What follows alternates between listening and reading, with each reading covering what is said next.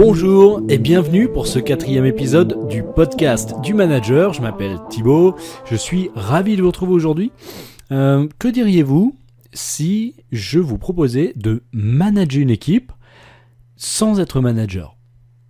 Alors oui, je sais, ça peut paraître un peu fou, ça peut paraître un peu contradictoire, mais je vous explique ça tout de suite, pourquoi c'est important et pourquoi je vous fais cette proposition. Mais avant tout, n'oubliez pas de vous abonner à ce podcast, donc sur iTunes, et également, si vous regardez cette vidéo sur YouTube, de vous abonner sur YouTube en cliquant simplement sur le bouton qui se trouve dans cette vidéo. Alors c'est important notamment parce que vous allez voir, le podcast du manager va s'étoffer, plusieurs épisodes vont apparaître au fil du temps, plusieurs par semaine d'ailleurs. Donc je vais faire beaucoup plus de contenu dans les prochaines semaines. Donc pour être sûr de ne rien rater, n'oubliez pas de vous abonner, c'est important. Alors derrière cette idée de manager sans être manager, qu'est-ce qui se cache ? C'est un petit peu une anti-méthode. Je suis pas tombé sur la tête, alors je suis un peu malade. Donc ça peut m'arriver de tousser un petit peu pendant l'enregistrement, c'est possible, alors je m'excuse d'avance. En tout cas, je suis pas tombé sur la tête. C'est une idée qui est très sérieuse. Et d'ailleurs, je la tire de ma propre expérience lorsque j'ai commencé à manager des équipes. Alors, cette drôle d'idée peut vous permettre, en fait, d'appréhender votre fonction d'encadrant d'équipe totalement différemment que la plupart des managers et surtout d'appréhender cette fonction beaucoup plus sereinement. Je m'explique, parce que manager, le terme manager, ça, c'est seulement un titre. C'est un titre au même titre que chef de projet par exemple. Mais ce titre, est-ce que vous en avez réellement besoin pour accomplir votre mission et encadrer votre équipe ? Est-ce que vous avez besoin de ce titre de manager ? Parce que, en fait, ce titre, le mot manager, renvoie à certaines idées qui sont présentes dans notre inconscient. Comme quoi, un manager doit être bien habillé, doit être en costard-cravate ou en tailleur si vous êtes une femme, doit être bien coiffé, rasé de près. Un espèce de stéréotype de manager, en fait. Et même dans l'inconscient collectif, un manager, c'est encore l'espèce de petit chef dont je parlais d'ailleurs dans un précédent podcast, que je vous invite à écouter si vous n'avez pas encore écouté. Et cette idée que le management c'est marche ou crève, ou c'est manager c'est être un chef, elle est totalement révolue, mais elle est encore ancrée dans l'inconscient collectif. C'est pour ça que je vous propose, moi, de manager, mais sans être manager. Donc d'oublier un petit peu ce terme de manager. Parce qu'en fait, c'est pas le titre qui fait l'homme. Je vais faire une petite parenthèse sur le leadership. Si vous souhaitez développer votre leadership, sachez que c'est tout à fait possible. Vous êtes leader, autant que moi je suis leader. Nous sommes tous des leaders potentiels. Vous n'avez pas besoin d'atteindre un certain rang dans une société, dans la société ou dans une entreprise. Vous n'avez pas besoin d'avoir un titre particulier comme chef de projet, responsable d'équipe, manager, dirigeant ou président de la République. Vous n'avez pas besoin de ça pour être un leader et pour être considéré comme un leader. Tout le monde peut développer son leadership. Le leadership, être un leader, ça n'a rien à voir avec un rang ou un titre qu'on vous donne. D'accord ? Je connais, moi, des managers qui n'ont rien d'un leader, rien de leader, ils n'ont aucun leadership. Par contre, je connais des personnes qui ne managent aucune personne et qui sont des leaders en puissance, qui ont du leadership. Donc attention à cette méprise de je suis leader parce que j'encadre une équipe, parce qu'on m'a mis dans cette fonction. Donc le titre ne fait pas l'homme. Et j'irai plus loin parce que être manager, c'est plus qu'un titre. C'est carrément une mission, c'est une responsabilité, c'est mener un projet en équipe. Ok ? Alors, j'ai envie de vous partager, moi, mon expérience, une anecdote lorsque j'ai commencé à manager. Et justement, lorsque j'ai commencé à manager une équipe, je n'étais pas manager. Et j'ai managé sans être manager. Je vous explique pourquoi. Lorsque je suis arrivé dans la région nantaise, en fait j'habitais avant dans la région nord, et à 21 ans je suis venu habiter sur Nantes pour le travail, donc j'ai eu une mutation. J'ai décidé de venir à Nantes, de profiter de cette opportunité. Par contre, je ne connaissais absolument personne, pas d'amis, pas de famille, aucune attache. Et donc, je me suis mis à 100%, même à 200% dans le travail, à faire des heures incroyables. D'ailleurs, aujourd'hui, je ne sais même pas comment j'ai pu tenir le rythme. En tout cas, je me donnais à fond. Et lorsque je suis arrivé, j'avais un patron, un directeur d'agence, parce qu'on faisait partie d'un groupe international, et Nantes était une petite agence éloignée de tous, le siège étant à Paris. Et dans cette agence, il y avait un directeur, un responsable achat, un responsable administration des ventes, etc. Et un jour, ce patron, a pris sa retraite. Donc voilà, il y a eu un petit peu de mouvement.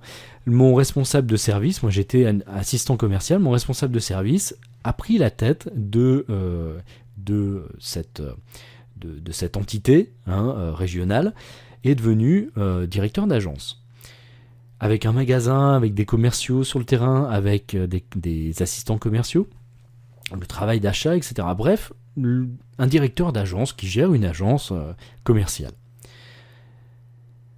Et en fait, tellement je me suis investi dans ce travail, tellement je me suis donné, je n'avais qu'une seule chose en tête, en fait, c'était améliorer le quotidien de l'équipe avec laquelle je travaillais. Donc c'était juste mes collègues, et je voulais simplifier notre travail, parce que il y avait des aspects dans notre travail qui étaient très techniques. C'était dans la visserie, la boulonnerie, donc je vous passe les détails, mais c'est un métier qui est très technique.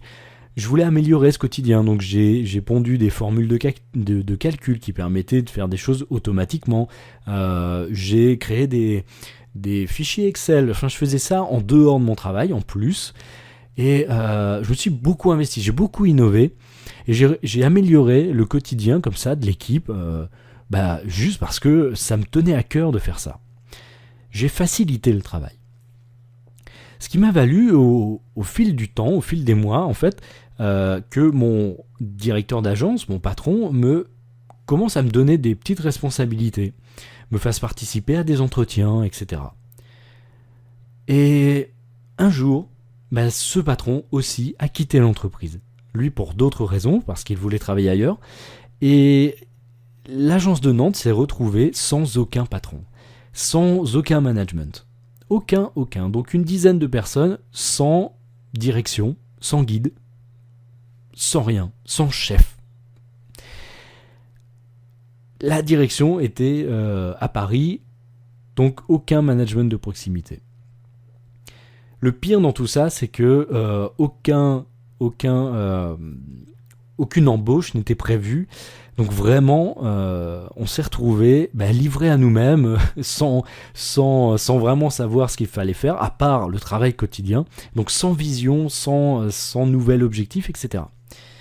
Et ce qui s'est passé, c'est que la direction a commencé à me contacter pour savoir ce qui se passait sur Nantes, pour savoir où on en était, est-ce que ça se passait bien, ou est-ce que ça se passait bien au quotidien, quelles actions on avait mis en place, etc. Mais sans jamais me donner de responsabilité. Donc qu'est-ce que j'ai fait ? Forcément, moi j'ai commencé à répondre, et je me suis senti investi par une mission qui était de relever la tête, et puis de faire en sorte que l'entreprise, notre entité à Nantes fonctionne. Parce que nous, notre crainte, en fait, c'était que tout ferme et qu'on licencie des gens. Donc le seul moyen, c'était de prendre les choses en main et puis de commencer à mener des actions conjointement avec mes collègues, etc. Mais j'ai pris le leadership. Et le leadership, je l'ai pris naturellement et sans aucune intention, ni de prendre des responsabilités en étant payé. Je veux dire, je faisais ça en plus de mon travail normal. Donc j'ai managé une équipe, et une grande équipe, parce que j'ai managé, enfin une grande équipe, c'est pas... Vous allez certainement rire, mais c'est pas beaucoup, une dizaine de personnes, mais lorsque vous avez une vingtaine d'années, que vous n'avez jamais managé une équipe, et que vous vous retrouvez avec une dizaine de personnes, aussi bien des magasiniers que des commerciaux, que des assistants commerciaux, et à devoir gérer tout l'ensemble, c'est une lourde responsabilité. Mais ce qui m'a sauvé finalement, c'est que, et je remercie un peu la direction de l'époque, parce que ils ne m'ont pas donné ces responsabilités. Ces responsabilités, pardon, je vous avais prévenu, ces responsabilités, je les ai prises tout seul. C'est moi qui me suis investi tout seul.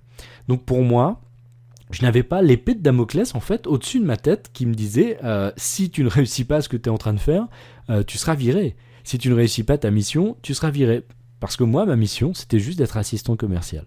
Tout ce que je faisais, c'était du plus. Et dans ma tête, en fait, ça a tout changé. Dans ma tête, ça a fait que je me suis vu prendre ces responsabilités petit à petit, mais beaucoup plus sereinement. Parce que dans ma tête, je n'étais pas manager. Dans ma tête, j'étais un mot que vous connaissez certainement, en tout cas qui circule beaucoup, j'étais facilitateur. Et ce qui est marrant aujourd'hui, c'est que dans les entreprises, on ne cherche plus de manager comme on l'entendait il y a 10, 15, 20 ans. Aujourd'hui, on recherche des facilitateurs. On ne recherche plus des petits chefs, des gens qui commandent, des gens qui vous disent ce que vous devez faire et qui vous tapent sur les doigts si ça ne marche pas. On recherche des gens qui facilitent le travail des autres. On cherche en fait des accompagnateurs, des coachs. Et c'est ce que je vous propose de devenir, moi. L'entreprise d'aujourd'hui, l'entreprise de demain, elle recherche des coachs, des accompagnateurs, des facilitateurs. Et pas des chefs. Et ce parcours, qui a commencé pour moi dans le management, mais il s'est fait comme ça. J'ai managé sans être manager. Et je vous assure que ça change tout. Ce qui m'a permis en fait de prendre rapidement des bonnes habitudes, en tout cas d'avoir une bonne intention. Je ne manageais pas mes équipes dans une intention de commander. J'ai toujours managé mes équipes avec l'intention de faciliter leur travail, de parler en leur nom et de les représenter, de travailler avec eux.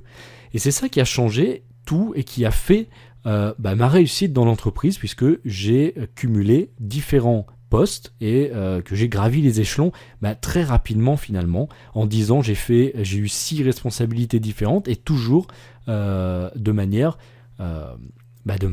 plus importante, jusqu'à ce que je quitte l'entreprise, mais ça pour des raisons qui me sont propres, dont j'ai déjà parlé dans un précédent podcast. Mais j'avais encore d'autres opportunités qui se présentaient à moi. Donc aujourd'hui, moi ce que je vous propose de faire, c'est d'oublier ce titre de manager qui est un peu pompeux, qui représente des choses qui ne sont pas forcément positives, en tout cas pour tout le monde, notamment pour votre équipe. Parce que si vous commencez dans le management, si vous prenez des fonctions de manager bientôt, ou si vous venez de les prendre, sachez que vos collaborateurs sont un peu... vous craignent un petit peu, ils se demandent à quelle sauce ils vont être mangés, ils se demandent si ça va bien se passer, si vous allez être sympa, qu'est-ce que vous allez faire avec eux, pour eux, etc. Donc plein de questions qui se posent. Et vous, ça vous met une pression supplémentaire, c'est que vous vous considérez comme un manager, donc vous vous imposez des choses. Vous vous dites, il faut que je sois en costard-cravate, il faut que je sois bien rasé, il faut que je sois en tailleur, il faut que je sois bien coiffé, limite avec un chignon, parce qu'un manager c'est sérieux, parce qu'un manager ça doit être strict, parce que ça doit être organisé, etc. Zen, oubliez tout ça et présentez-vous au bureau lundi devant vos collaborateurs avec dans la tête non plus cette image et ce terme de manager. Moi je vous propose lundi d'aller au boulot en étant un facilitateur, en vous disant moi cette semaine je vais être un facilitateur pour mon équipe. Mon intention ça va être de faciliter leur travail. Mon intention, ça va être de les accompagner. Cette semaine, je ne suis plus manager, je suis facilitateur. Et vous allez voir que ça va vous enlever comme ça une pression, ça va vous permettre d'être plus serein ou sereine lorsque vous allez au devant de vos collaborateurs.